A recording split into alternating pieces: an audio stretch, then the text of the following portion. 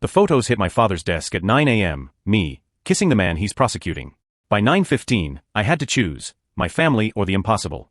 I chose wrong. 3 weeks ago, I found a lost child in Lafayette Square. Her uncle runs the New Orleans Mafia. Now I'm standing between the mob and the FBI, and only one of us walks away. Before we dive into this emotional journey, if you're enjoying these stories of unexpected love and redemption, don't forget to subscribe and hit that notification bell so you never miss a story that might just change how you see the world. Now, let's begin. Catalina Reyes had learned long ago that the universe had a wicked sense of timing. Like how her car would only break down on the one day she forgot to renew her AAA membership. Or how the hospital cafeteria would run out of decent coffee exactly when she needed it most. But standing in the shower at 11:47 p.m. on a Tuesday night, watching pink-tinged water swirl down the drain while her hands finally stopped shaking, she realized the universe had outdone itself this time. 12 hours earlier, she'd been a completely different person. A pediatric nurse who paid her taxes, called her mother every Sunday, and whose biggest life drama involved deciding whether to finally swipe right on that marine biologist with the golden retriever. Simple. Safe. Predictable. Now she was the woman who'd locked eyes with Alessio Marchesi, the man whose name made federal prosecutors wake up in cold sweats, while he held his niece and looked at her like she'd just cracked open his chest and rearranged his internal organs. The crazy part? The part that made her laugh until she had to sit down on the shower floor? She hadn't even known who he was. Not when she'd found the little girl crying. Not when she'd switched to Italian. Not even when he'd appeared like something out of a Scorsese fever dream, all dangerous elegance and barely controlled terror. She'd just seen a scared child and done what any decent human being would do. The universe, apparently, thought this deserved consequences. But we're getting ahead of ourselves. Because the real story, the one that would make Catalina question everything she thought she knew about fate, choice, and the razor-thin line between salvation and damnation, that story started 17 hours before the shower. It started with Catalina breaking her third rule and a child's cry cutting through the thick New Orleans heat like a knife through butter. The Garden District in late August was what Catalina imagined hell's waiting room must feel like, beautiful, oppressive, and sticky enough to make you reconsider your life choices. She just finished a double shift that would have made a war medic weep, dealing with everything from a 3-year-old who decided to see if pennies were edible, they weren't, but try telling that to little Jaden's x-rays, to a 17-year-old with appendicitis who tried to convince her that TikTok medical advice was superior to actual medical school. She should have gone straight home. Should have collapsed on her couch with day-old pad thai and whatever Netflix was currently pushing. Should have followed her own rules about not getting involved in things that weren't her business. But Catalina had been a nurse for 7 years, and some instincts became hardwired into your DNA. The sound of a child in genuine distress wasn't something you could ignore, any more than you could ignore your own heartbeat. She heard it near the fountain at Lafayette Square, a small hiccuping sob that spoke of bone-deep fear rather than typical childhood melodrama. Catalina knew the difference the way a sommelier knows wine. This wasn't "I want ice cream" crying. This was "I'm lost in a world that suddenly makes no sense" crying. The little girl was maybe 6 years old, with dark ringlets that had partially escaped what must have been carefully done braids and a white linen dress that screamed expensive Italian boutique. She was surrounded by a well-meaning crowd of tourists and locals, all doing that uniquely American thing where they tried to solve problems through volume and repetition. "Sweetie, where is your mommy?" A woman in a Saints jersey bellowed, as if decibels could overcome language barriers. "Do you speak English?" "Yenglish?"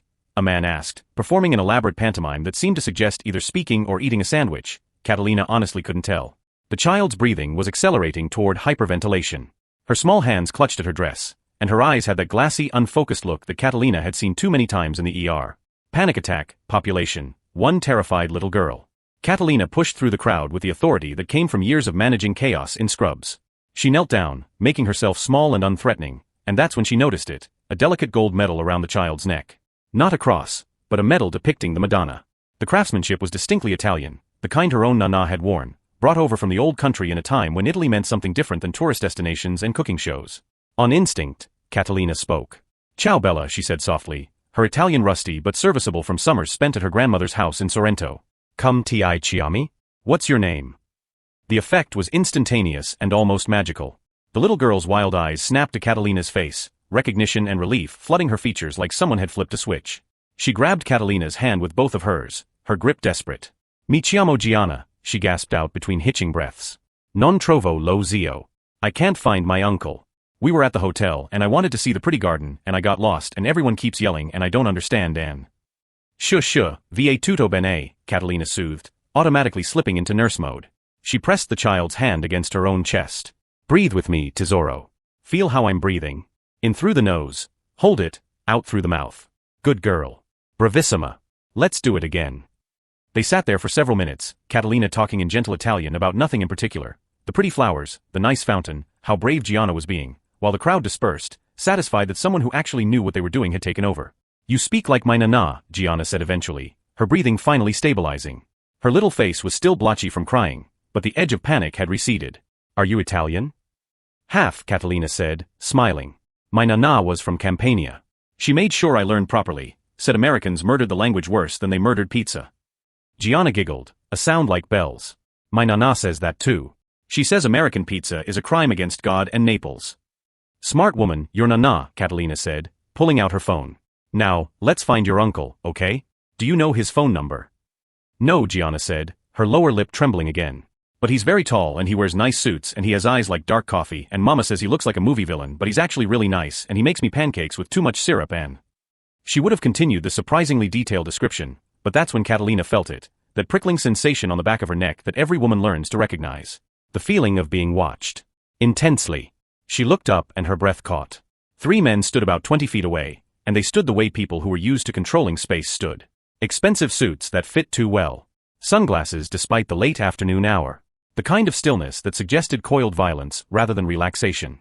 But it was the 4th man, just emerging from a black Mercedes that probably cost more than Catalina's annual salary, who made her pulse spike for reasons she couldn't immediately identify. He was tall, Gianna hadn't exaggerated, with dark hair pushed back from a face that could have been carved from marble if marble occasionally suggested it might kill you. The suit was clearly bespoke Italian, probably worth more than Catalina's car. But it was his eyes that froze her in place. Dark brown, almost black, and currently fixed on Gianna with an expression of such raw relief and residual terror that Catalina felt like she was intruding on something private. Then those eyes shifted to her, and the world tilted sideways. Later, Catalina would try to explain what happened in that moment. How time seemed to slow down and speed up simultaneously. How she felt seen in a way that was both thrilling and absolutely terrifying. How the air between them seemed to crackle with something she didn't have words for and wasn't sure she wanted to explore. But in the moment, all she could think was, oh. Just, oh. And then, this is going to be a problem. The man crossed the square with a kind of controlled grace that suggested either extensive training or an innate understanding of his own power. His 3 companions fanned out slightly, and Catalina's instincts, honed by years in New Orleans emergency rooms, started screaming warnings her conscious mind was still too stunned to process. "Step back," she said, her voice coming out steadier than she felt. She shifted, putting herself between Gianna and the approaching men. Her hand had already found her phone, thumb hovering over the emergency call button. "I don't know who you are, but I've already called. Zio Alessio." Gianna's shriek could have shattered crystal. The little girl launched herself past Catalina with a kind of reckless abandon only children and the truly desperate could manage, attaching herself to the tall man's legs like a barnacle. Catalina watched, her threat assessment system frantically recalibrating, as the man's entire demeanor transformed. He scooped up Gianna with hands that shook slightly, the only sign of vulnerability he'd shown, and buried his face in her curls. He was murmuring in rapid Italian, too fast for Catalina to fully follow, but she caught enough. Thank God, Piccola, you're safe, I thought." Gianna was crying again, but this time with relief, babbling explanations about the pretty garden and getting lost, and "this nice lady spoke like Nana and she knew how to make me breathe when I was scared, Zio, she was so nice." The man looked up at Catalina over Gianna's head, and she watched several emotions flicker across his face in rapid succession. Gratitude, assessment, and something else. Something that made her feel like she was standing on the edge of a cliff in the dark, unable to see the drop but feeling it all the same. "You're her uncle," Catalina said, not quite a question. Her nurse's eyes catalogued everything. The expensive watch, the way his companions deferred to him, the car that probably had diplomatic immunity, the way he held Gianna like she was made of spun glass. "Where were you when she was lost and terrified?" One of the suited men made a noise like a strangled cat. The other 2 went very still in the way that suggested Catalina had just committed a massive social faux pas. But the man, Zio Alessio, just looked at her with those dark eyes and said, in English flavored with an accent that did unfortunate things to her pulse, "Having the worst 26 minutes of my life. Thank you for finding her." 4. He gestured at how calm Gianna had become, tucked against his shoulder. "Whatever you did. However you knew." "I spoke her language," Catalina said simply, already backing away. Every instinct she had was screaming contradictory instructions. Run, stay, run, definitely run. Sometimes that's all anyone needs, someone who understands them. Their eyes met again, and Catalina felt it like a physical touch. There was something in his gaze that suggested he was seeing past her scrubs and ponytail, past the surface, into something deeper. It made her feel naked and known and absolutely terrified. "I should go," she said, breaking eye contact with effort. She smiled at Gianna. "Ciao, Bella. Sei stata molto coraggiosa oggi. You were very brave today." "Will I see you again?" Gianna asked, her little face scrunching with hope. "Maybe," Catalina lied gently, knowing she'd make sure their paths never crossed again. Whatever this was, whoever this man was, her instincts were clear. Danger. Complication. The kind of trouble that didn't wash out with regular detergent. She turned to leave, already planning the fastest route to her car, when she heard his voice again. Wait. Just that one word, but it stopped her like a hand on her shoulder. She should have kept walking. Should have pretended she didn't hear. Should have done a lot of things. Instead, she made the mistake of looking back. He was still holding Gianna, but his eyes were locked on Catalina with an intensity that made her breath catch. Your name, he said, and it wasn't quite a question, wasn't quite a demand. Something in between. Something that suggested he was used to getting answers. Does it matter? Catalina asked, finding her spine. A slight smile touched his lips, the first she'd seen, and it was devastating. Yes, he said simply. It matters very much. She should have lied. Given him a fake name, a fake number, anything to create distance. But something about the way he looked at her, the raw honesty in his face, made her tell the truth. Catalina, she said. Catalina Reyes. He repeated it like a prayer or a curse, she couldn't tell which. Catalina. And then she did walk away, pushing through the crowd, her heart hammering against her ribs like it was trying to escape. She didn't look back again, even though she could feel his eyes on her back until she turned the corner. What Catalina didn't see, couldn't have seen, was Alessio Marchesi standing in Lafayette Square long after she disappeared, Gianna in his arms, his expression unreadable. She didn't hear him say to his head of security, in a voice that brooked no argument, find everything about her. Everything. Where she works, where she lives, where she buys her coffee. I want to know her favorite color and her middle name. I want to know everything. Marco Santini, who'd worked for the Marchesi family for 15 years and thought he'd seen everything, felt his eye twitch. Boss, is that really everything? Alessio repeated, and there was something in his voice that Marco had never heard before. Something that sounded dangerously close to desperation. By tomorrow morning. If Catalina had heard that conversation, she might have run further than her apartment. She might have packed a bag and headed for the state line. She might have done a lot of things differently. But she didn't hear it. She just went home, took that shower, and tried to convince herself that the encounter meant nothing. That she'd never see Alessio Marchesi again. That her life would go back to normal. She was wrong on all three counts. Catalina's father had exactly one tell when he was lying. He organized things. Pens lined up with military precision. Files sorted by date, then alphabetically, then by color for good measure. Books arranged by height and genre and author's birth year. So when Catalina walked into Roberto Reyes's home office on Wednesday afternoon and found him rearranging his law degree collection for the third time that month, she knew something was wrong. Dad, she said, leaning against the doorframe. You're alphabetizing your certificates again. What happened? Her father, tall, silver-haired, with a kind of weathered face that suggested he'd seen too much and slept too little, didn't turn around. Can't a man organize his own office without his daughter profiling him? Not when that man is a federal prosecutor who taught me to read people before I could read books, Catalina countered. She moved into the room, noting the tension in his shoulders, the too careful way he was handling the frames. What's wrong? Roberto finally turned, and Catalina saw the exhaustion etched into every line of his face. He looked older than his 58 years, worn down by decades of fighting battles most people pretended didn't exist. Another threat, he said simply. Third one this month. These ones are getting more creative. Catalina's blood went cold. How creative are we talking? They know your coffee order, Roberto said, and despite everything, there was dark humor in his voice. Apparently, I should convince my daughter to switch from the Café du Monde on Royal Street to literally anywhere else, or they'll put something in her iced latte that isn't sugar. Jesus, Dad. Catalina sank into his leather chair, the same one she'd sat in as a kid while doing homework and listening to him prepare cases. The Marchesi family again? The moment she said the name, she felt something click in her chest. A puzzle piece falling into place that she desperately didn't want to acknowledge. Roberto's expression darkened. Among others. The Rico case is moving forward. We're building something that could actually stick this time. But they know it. And they're not happy about it. You need to be careful, Catalina said, even though she knew it was pointless. Her father had been careful for 30 years, and it had never stopped him from doing the right thing. It was what she loved and hated about him in equal measure.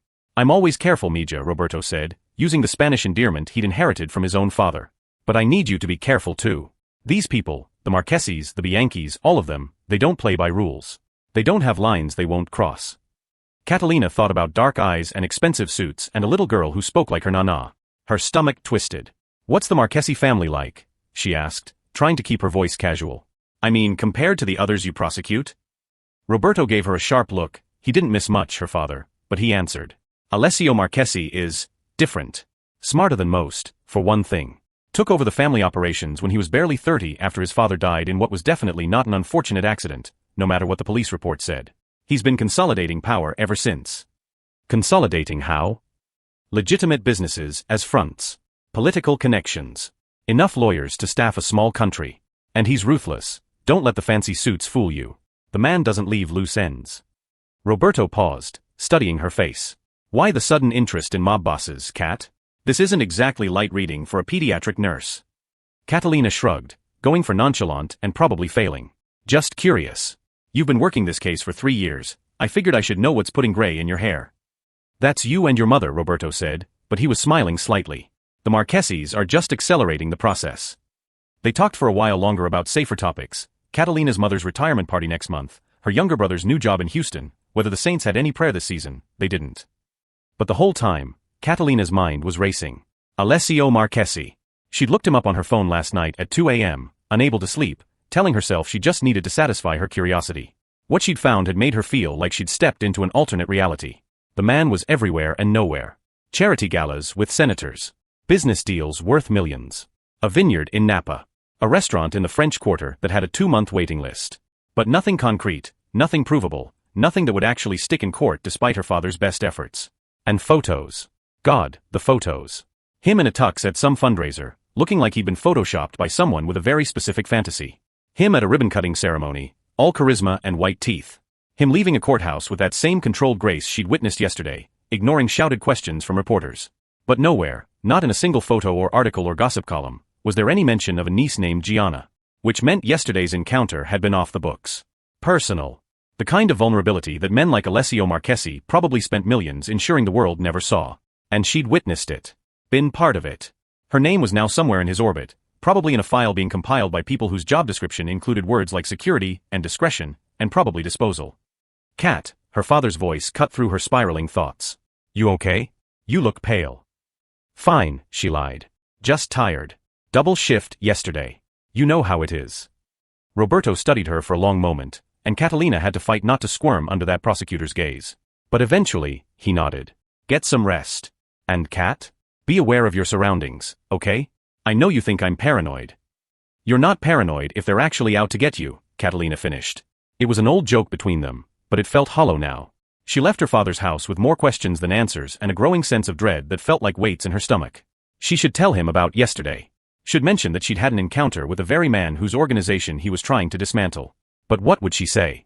Hey Dad, I found Alessio Marchesi's niece crying in Lafayette Square and spoke Italian to her and he looked at me like I'd rearranged his entire universe. But don't worry, I'm sure it's fine. Yeah, that would go over well. Catalina drove home on autopilot, her mind churning. When she pulled into her apartment parking lot, she almost missed it. The black Mercedes parked across the street. Could have been anyone's. Probably was anyone's. New Orleans was full of expensive cars. But something about it made her skin prickle. She hurried inside, locked her door, and told herself she was being ridiculous. Paranoid. Letting her father's world bleed into hers. Then her phone buzzed with a text from an unknown number. Catalina Reyes.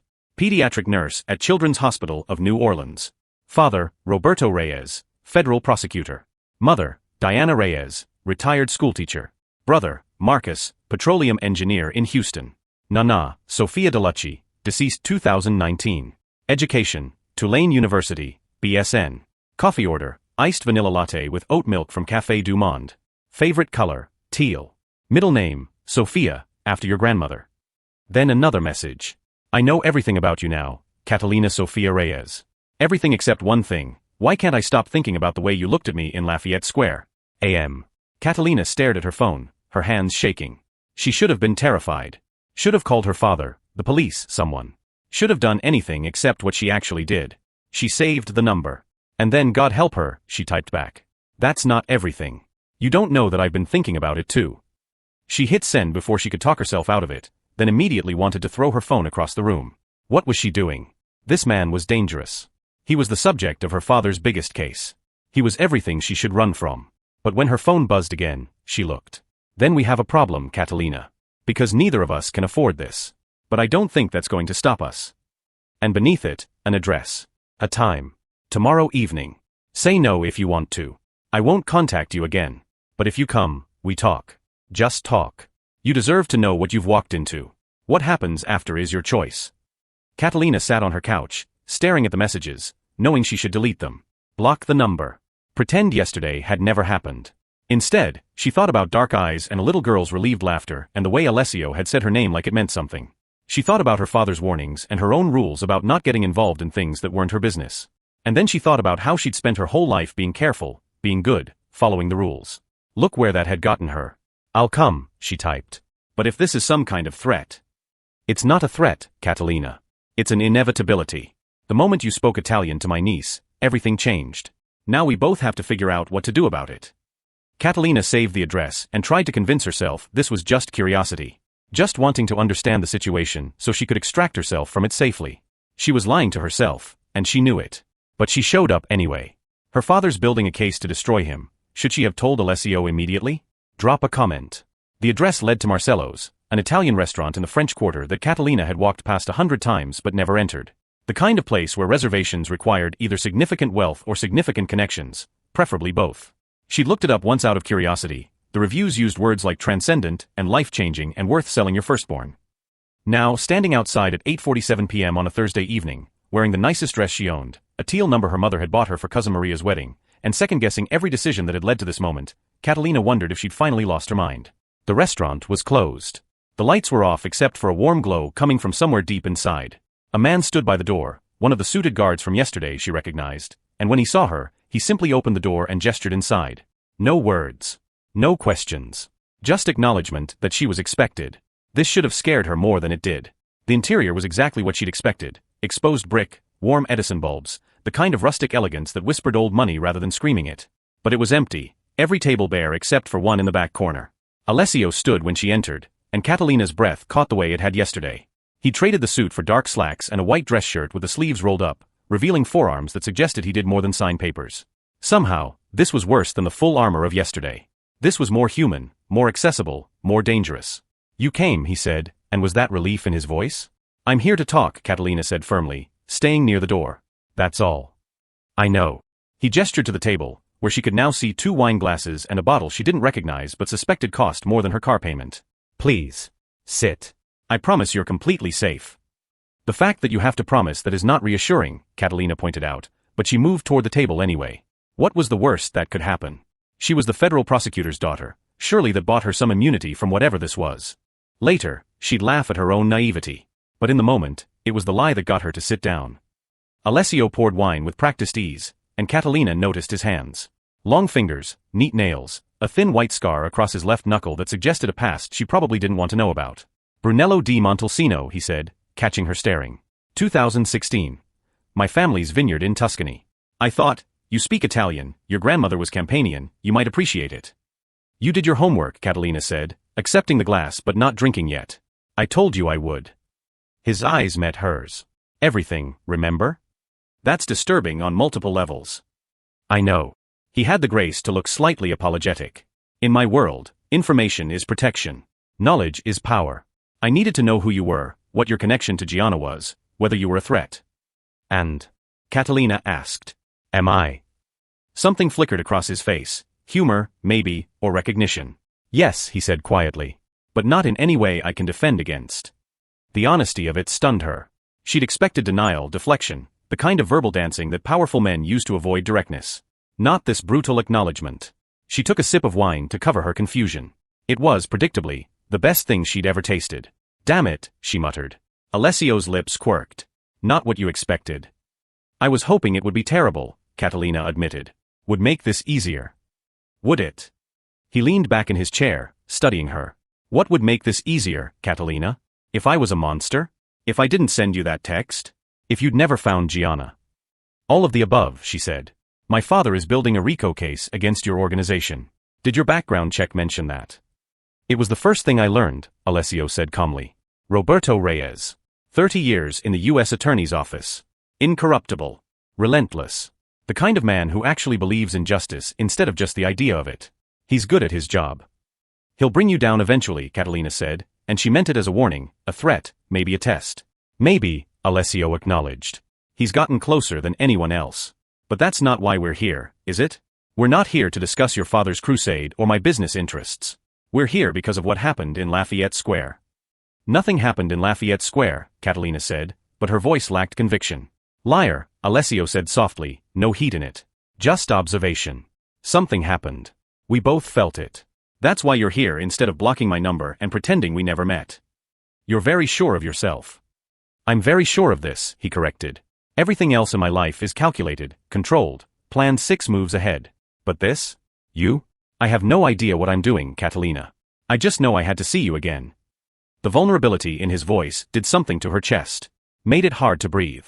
Made her forget, just for a moment, all the very good reasons she should leave. Tell me about Gianna, she said instead, changing the subject before she could do something stupid like reach across the table. Why was she here? Why didn't anyone know about her?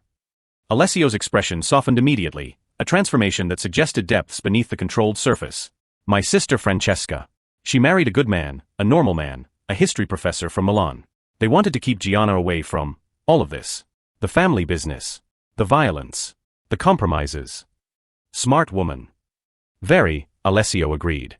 But Francesca had to go to Rome for work. She's an architect, restoring historical buildings, and she asked if Gianna could stay with me for 2 weeks. A chance to see America, practice her English, eat too much ice cream. I thought I could manage it. Thought I could keep her safe. What happened?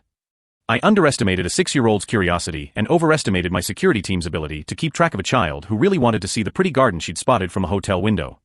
He ran a hand through his hair, and the gesture was so human, so frustrated, that Catalina's defenses cracked a little more. 26 minutes. She was missing for 26 minutes, and I aged a decade. She's okay now, Catalina said softly. Safe. With you. Because of you. Alessio's eyes found hers again. You could have just called the police, let them handle it. But you didn't. You saw a scared child and you spoke her language and you made her feel safe. Do you know how rare that is? How precious? I'm a pediatric nurse, Catalina said, uncomfortable with the weight of his gratitude. It's literally my job to help scared kids. It's more than that, Alessio insisted. The way you handled her breathing, the calm in your voice, switching languages without hesitation, you didn't just help her. You saved her. And you saved me from having to tell my sister I'd lost her daughter in a city full of people who'd love nothing more than to hurt my family. I'm glad I could help, Catalina said, and meant it. But that doesn't change what you are. What you do. No, Alessio agreed quietly. It doesn't. I won't lie to you, Catalina. I won't pretend my hands are clean or that the family business is anything other than what your father thinks it is. I won't insult your intelligence like that. Then what are we doing here? Catalina asked, frustrated. What's the point of this conversation if we both know it can't go anywhere? Can't it? Alessio leaned forward. I'm not asking you to compromise your principles. I'm not asking you to choose between me and your father. I'm just asking, can we explore this? Whatever this is. Can we give it a chance before deciding it's impossible? That's insane, Catalina said. My father is trying to put you in prison. Your organization has sent him death threats. We're on opposite sides of a war. Romeo and Juliet were on opposite sides of a war, Alessio pointed out. They both died, Catalina shot back. Fair point. Alessio smiled, and it was devastating. But they also had some very memorable balcony scenes first. Despite everything, despite her better judgment and her father's warnings and the sheer impossibility of the situation, Catalina laughed. Actually laughed. This is crazy, she said. You know that, right? Completely insane. I've built an empire on calculated risks, Alessio said. But this isn't calculated, Catalina. This is just inevitable. Like gravity. Like the tide. Like looking at someone across a crowded square and feeling your entire world shift. Pretty words, Catalina said, but her heart was racing. True words, Alessio corrected. I don't know what this is or where it goes. But I know I haven't stopped thinking about you since yesterday. And I know you're here, which means you haven't stopped thinking about me either. He was right, and they both knew it. The pull between them was tangible, dangerous, completely inappropriate, and absolutely undeniable. 1 month, Catalina heard herself say. We explore this for 1 month. Carefully. Secretly. And if it becomes a problem, if it endangers my father's case or puts either of us in an impossible position, we walk away. Clean break. 1 month, Alessio agreed immediately. Starting now. They sat there, wine growing warm in their glasses, eyes locked, both knowing they just made a decision that would change everything. What neither of them knew, what they couldn't have known, was that across town, Roberto Reyes was receiving a phone call from an informant. Information about Alessio Marchesi having an unscheduled meeting at his restaurant. With a woman. A woman the informant had photographed entering the building.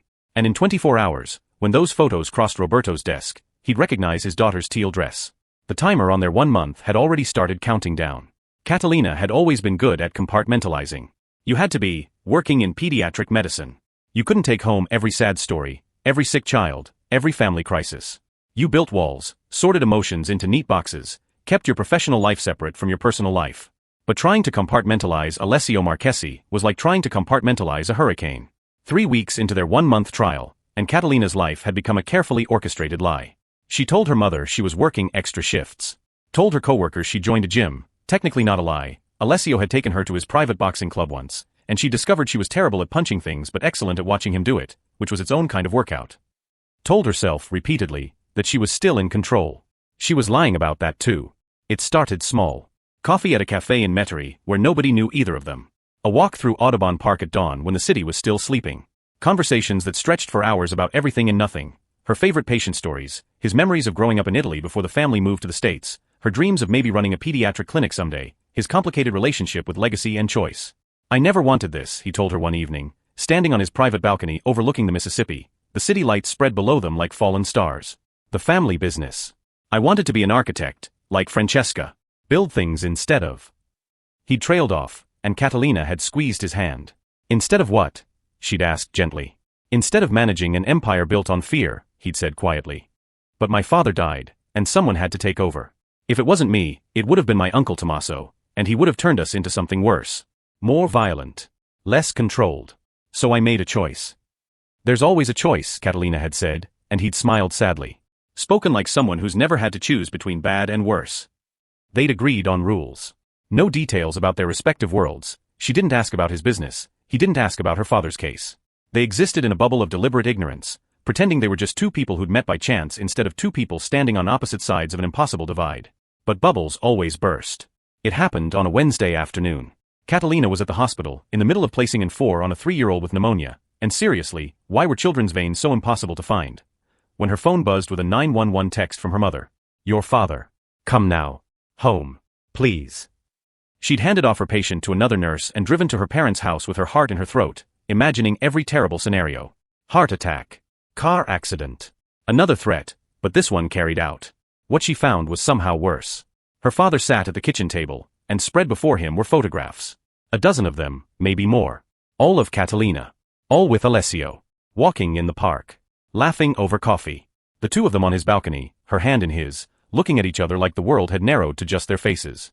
Cat, her mother said from the doorway, her voice thick with concern and confusion. What's going on? But Catalina couldn't look away from her father's face. She'd seen him angry before, seen him righteously furious about injustice, about corruption, about all the ways powerful people hurt vulnerable ones. But this was different. This was personal devastation carved into every line of his expression. Dad, she started, but he held up one hand. When? He asked quietly. When did this start? 3 weeks ago, Catalina said, because what was the point of lying now? After I found his niece in Lafayette Square. His niece, Roberto repeated, and there was something dangerous in his voice. Alessio Marchesi's niece. The man I'm trying to put away for racketeering, money laundering, and conspiracy to commit murder. That niece. I didn't know who he was at first, Catalina said, knowing how weak it sounded. I just saw a lost child. And then. Roberto stood up, and Catalina had never seen him this furious. After you knew? After you learned who he was? What he does? What he is? Then I. Catalina swallowed hard. Then I made a choice. To betray everything I've spent 30 years fighting for? Her father's voice cracked.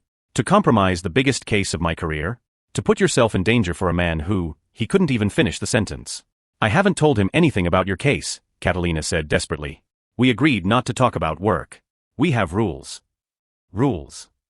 Roberto laughed, sharp and bitter. You think rules matter with men like Marchesi? You think he hasn't been using you this whole time? Getting close to the prosecutor's daughter, finding leverage. It's not like that, Catalina insisted, but doubt crept in. Was it? Had she been played? Had every coffee, every conversation, every moment she'd thought was genuine been part of some larger game? No. She'd seen Alessio's face when he talked about Gianna. Seen his vulnerability when he discussed his father's death. You couldn't fake that kind of pain. Could you? How did you find out? She asked instead. Roberto gestured at the photos. Anonymous tip. Delivered to my office this morning. Someone wants me to know that my daughter is sleeping with the enemy. I'm not sleeping with him, Catalina said, and her mother made a small sound of relief. We've just been talking. Getting to know each other. That's almost worse, Roberto said. If it was just physical, I could understand. But this. He pointed at the balcony photo, at the way Catalina was looking at Alessio like he hung the moon. You have feelings for him. Real feelings. Catalina couldn't deny it. The evidence was literally staring her in the face. "I'm sorry," she whispered. "I never meant to hurt you. Never meant to compromise anything. I just—" "You just what?" her father demanded. "Fell for a monster? Decided that organized crime was sexy? Threw away every value I raised you with?" "I fell for a person," Catalina said, finding her spine. "A complicated, flawed, impossible person who makes choices I don't agree with, but who is trying, in his own way, to be better than what his legacy demands." "That's a pretty story," Roberto said coldly. "Did he tell you that? Did he romance you with tales of being a good criminal? A noble gangster?" "Don't," Catalina warned, feeling her own anger rising. "Don't reduce this to some cliché. You don't know him." "And you do." Roberto challenged. "After 3 weeks. You know what he does in the dark? Who he hurts? Whose lives he ruins? Do you?" Catalina shot back. "Or do you just assume? Have you ever talked to him? Ever seen him as anything other than a target?" "I don't need to talk to him," Roberto said. "His actions speak loudly enough. The businesses he extorts. The politicians he bribes. The evidence that keeps disappearing. The witnesses who refuse to testify out of fear." "Then prove it," Catalina said. "Prove it in court. Put him away if he's really done all these things. But don't ask me to condemn him based on assumptions." The silence that followed was deafening. Her mother looked between them, clearly torn. Finally, Diana Reyes spoke. "Cat, honey, your father is right to be concerned. These people, the Marchesis, they're dangerous. Whatever you think you have with Alessio, it's not worth your life." "I'm not in danger," Catalina insisted. "He would never hurt me." "You can't know that," Roberto said, his anger draining into exhaustion. "You can't know what he's capable of. And that's what terrifies me. My daughter, trusting a man who has blood on his hands." "Does he?" Catalina asked quietly. "Or do you just believe he does because of his name? His family? The world he was born into?" Roberto picked up one of the photos, the balcony one. "Look at this. Really look. You're holding hands with a man who could end my career. Who could have me killed if I get too close. Who is probably using you right now, and you can't even see it because you've let your feelings cloud your judgment." Each word was a knife, precise and painful. Catalina wanted to argue, to defend, to make her father understand. But a small voice in her head whispered, "What if he's right? I need you to end this," Roberto said finally. "Today. Now. Whatever you think you have with Marchesi, it's over. For your safety. For my case. For our family." "You can't give me an ultimatum," Catalina said, but her voice wavered. "I'm not," her father said. "I'm asking you to choose. Your family or him. The man you've known 3 weeks or the father who's loved you your entire life." It was manipulative and unfair and exactly the kind of thing that would have worked on her a month ago. But something had shifted. Alessio had shifted something, or maybe he just revealed what was already there, a desire to choose for herself, to make decisions based on her own judgment rather than inherited loyalty. "I won't choose," Catalina said. "I love you, Dad. I respect everything you've built, everything you fight for. But I'm 29 years old, and who I spend time with is my decision. Even if it destroys everything?" Roberto asked. "Even then," Catalina said, praying she wasn't making the biggest mistake of her life. She left her parents' house with her mother crying and her father staring at those photographs like they were evidence of her corruption. She sat in her car for 20 minutes, trying to decide what to do next. Finally, she texted Alessio, "We need to talk. Now." His response came immediately, "My office. I'll send a car." "No," she typed. "Lafayette Square. Where this started." Because if they were going to end this, and after the conversation with her father, she wasn't sure they had any other choice, it should be where it began. Poetic, maybe. Or just painful. She suspected both. Catalina just walked out on her father. Did she just make the biggest mistake of her life? "Tell me what you think." Lafayette Square looked different in the late afternoon sun, golden and almost peaceful. Tourists snapped photos of the fountain. A street musician played saxophone somewhere nearby. The bench where Catalina had first calmed Gianna was occupied by an elderly couple sharing beignet. Normal. Safe. A world away from the chaos in her head. Alessio was already there, standing near the fountain in jeans and a black t-shirt that suggested he'd left work in a hurry. No bodyguards visible, though Catalina suspected they were nearby. Always nearby. He saw her and his expression shifted, relief first, then concern when he registered her face. "What happened?" he asked immediately, meeting her halfway. Catalina pulled out her phone and showed him one of the photos her father had sent her. The balcony one. The damning one. Alessio's jaw tightened. "Where did he get these?" "Anonymous tip," Catalina said. "Someone wants him to know about us. Someone who has access to pretty sophisticated surveillance." "Not my people," Alessio said immediately. "I would never." I know, Catalina cut him off, surprising herself with how much she believed it. But someone did. Someone wants to either destroy my father's case by compromising him through me, or destroy us by exposing our relationship. Or both, Alessio said grimly. He ran a hand through his hair, a gesture she'd come to recognize as his tell for stress. This is Tommaso. My uncle. He's been pushing back against my leadership, trying to regain control of the family business. What better way than to prove I'm compromised? Involved with the federal prosecutor's daughter. So I'm leverage, Catalina said, and something in her chest cracked. A way to hurt both you and my father. No, Alessio said fiercely, stepping closer. You're not leverage. He stopped, seeming to struggle with words. You're the first real thing I've had in years. The first choice I've made that wasn't about strategy or survival or family legacy. You're just, you. Pretty words again, Catalina said, but her voice broke. True words again, Alessio insisted. Cat, I know how this looks. I know every logical reason you should walk away right now. But I'm asking you not to. I'm asking you to give me a chance to fix this. How? Catalina demanded. My father gave me an ultimatum. Choose him or you. My family or whatever this is. And even if I choose you, we're still impossible. You're still the head of a criminal organization. I'm still the daughter of the man trying to dismantle it. There's no version of this that works. Then we make a new version, Alessio said. One nobody's written yet. That's not how the world works. Isn't it? Alessio challenged. You became a nurse because you wanted to help people, even though your father wanted you to go to law school. You learned Italian because your nana insisted, even when it seemed pointless. You stayed in New Orleans despite having offers from hospitals in Boston and Seattle, because this city is your home. You make your own choices, Catalina. You always have. This is different. Why? Alessio asked. Because I'm inconvenient? Because loving me would be complicated. Loving you would be impossible, Catalina said, and the word hung between them like a confession. Loving, Alessio repeated softly. Present tense. Not hypothetical. Catalina closed her eyes. Don't. Why not? Alessio moved closer, and she could feel his warmth. Why not acknowledge what's happening here? You love me. I love you. It's fast and it's inconvenient and it's absolutely terrifying, but it's real. You don't love me, Catalina said, opening her eyes. You can't. We've known each other 3 weeks. My parents knew each other 2 weeks before my father proposed, Alessio said. Francesca married her husband after a month-long whirlwind romance. When you know, you know. And I know, Catalina. I've known since you spoke Italian to my niece and looked at me like I was more than my name, my reputation, my family legacy. You saw me. The real me. How am I supposed to walk away from that? You have to, Catalina said, even as every cell in her body screamed the opposite. Because staying means destroying my relationship with my father. It means compromising his case. It means choosing yourself, Alessio interrupted. Choosing what you want instead of what everyone else wants for you. When's the last time you did that, Kat? When's the last time you chose something just because it made you happy? The question hit like a physical blow because he was right. She'd spent her whole life being good. Reliable. The daughter who made responsible choices. The nurse who always took the hard shifts. The friend who showed up when called. When had she ever been selfish? If I choose you, she said slowly, what does that even look like? Secret meetings? Lies to everyone we know? A relationship that can never be public because it would destroy both our lives. For now, Alessio acknowledged. But I'm working on something. A way out. A way to separate myself from the family business without causing a war. That's impossible, Catalina said. You said yourself, if you step down, Tommaso takes over and everything gets worse. Unless I find a different successor, Alessio said.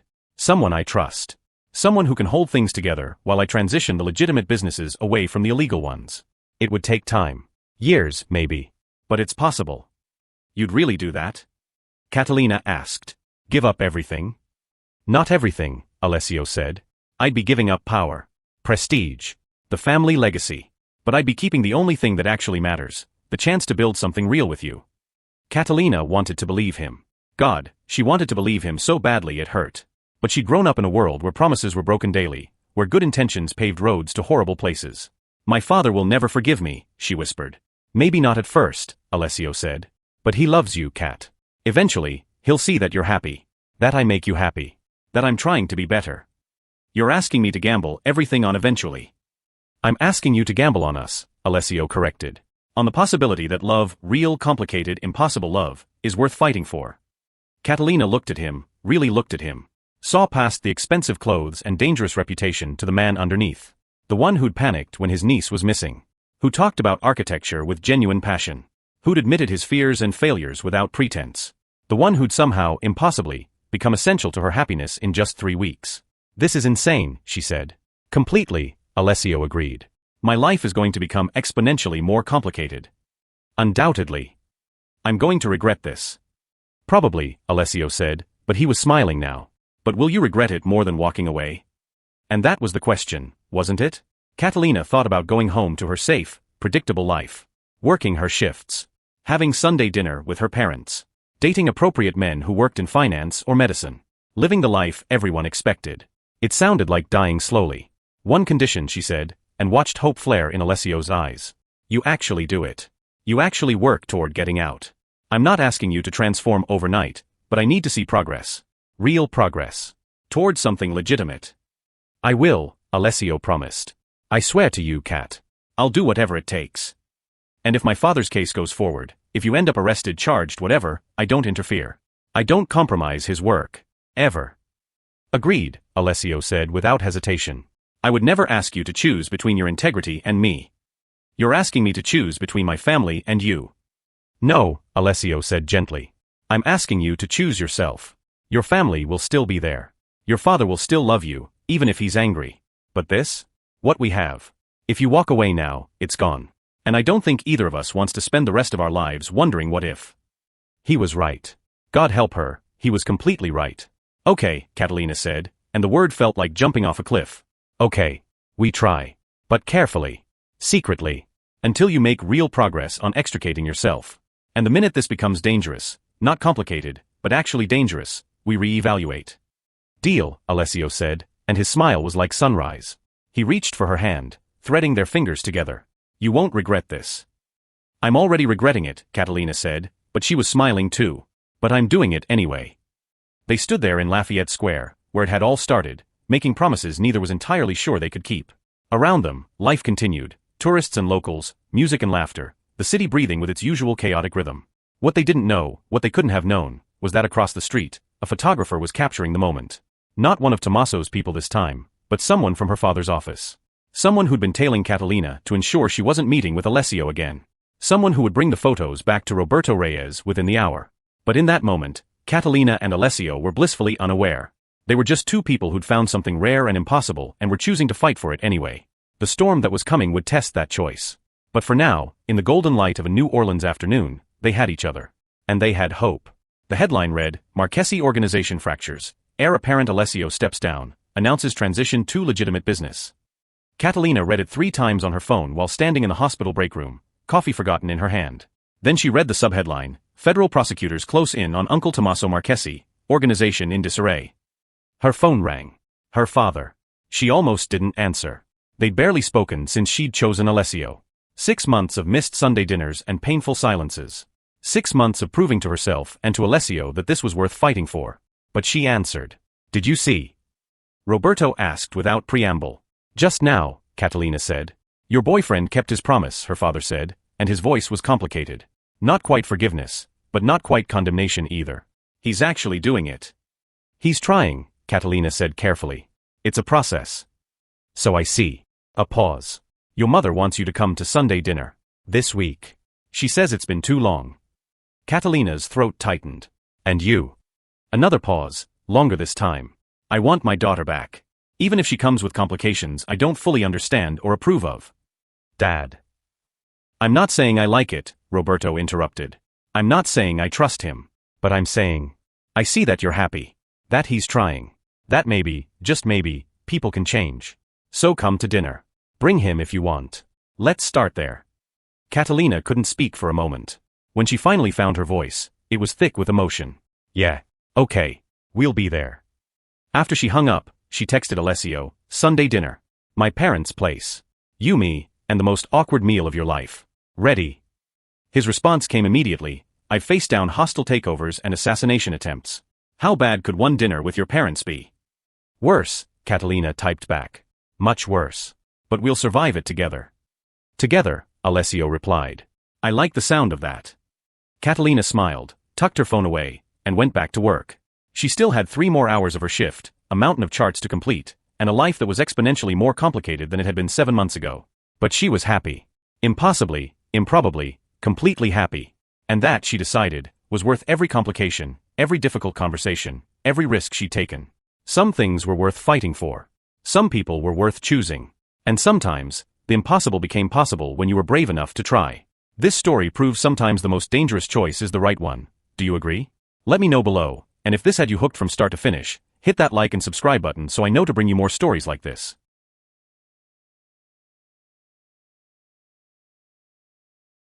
Thank you for watching this story to the end. If you enjoyed this story, you will surely love the next one. It's as interesting and even more intriguing as can ever imagine. So do check it out. Click on the image showing on your screen right now to watch the next one.